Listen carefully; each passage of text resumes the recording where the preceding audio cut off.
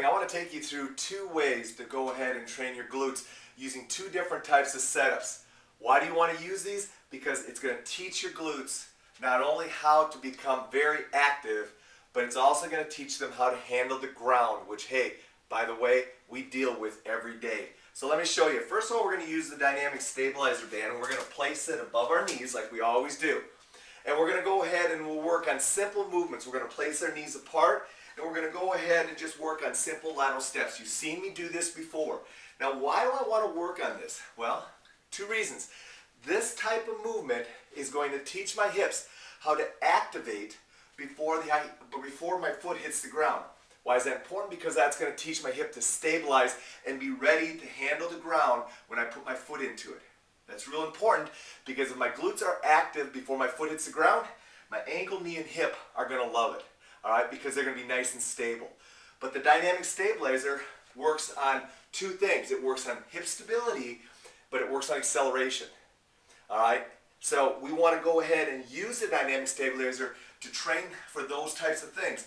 But you're missing one component: deceleration.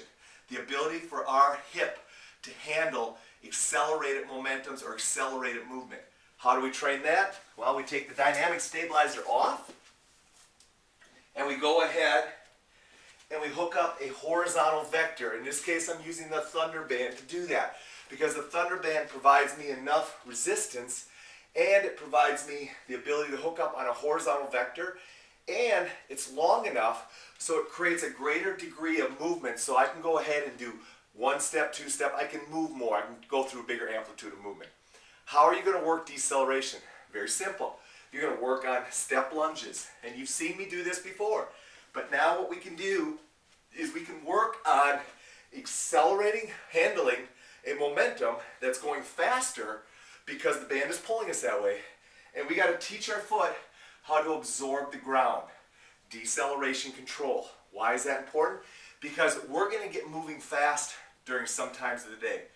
And our body's got to be ready to handle that. So that's the first reason you got to do it. The second reason you want to improve deceleration control is because you just never know when you're going to have to take an awkward step or unexpected step.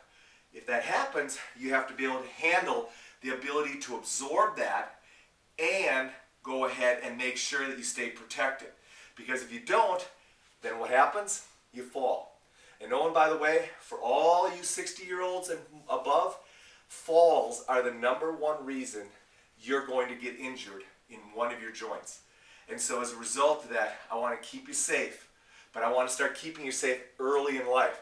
So let's go ahead and let's start working horizontal vectors so that we can teach our body how to go ahead and handle ground reaction forces. Oh, I suppose you're going to say, well, Dave, what exercises can I do for that? Well, guess what? You can do lateral steps. You can go ahead and do a forward step.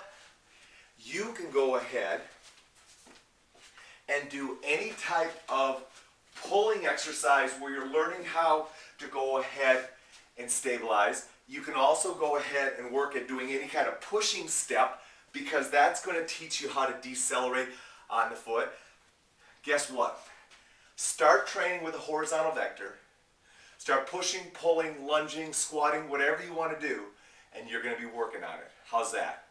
Have a great day.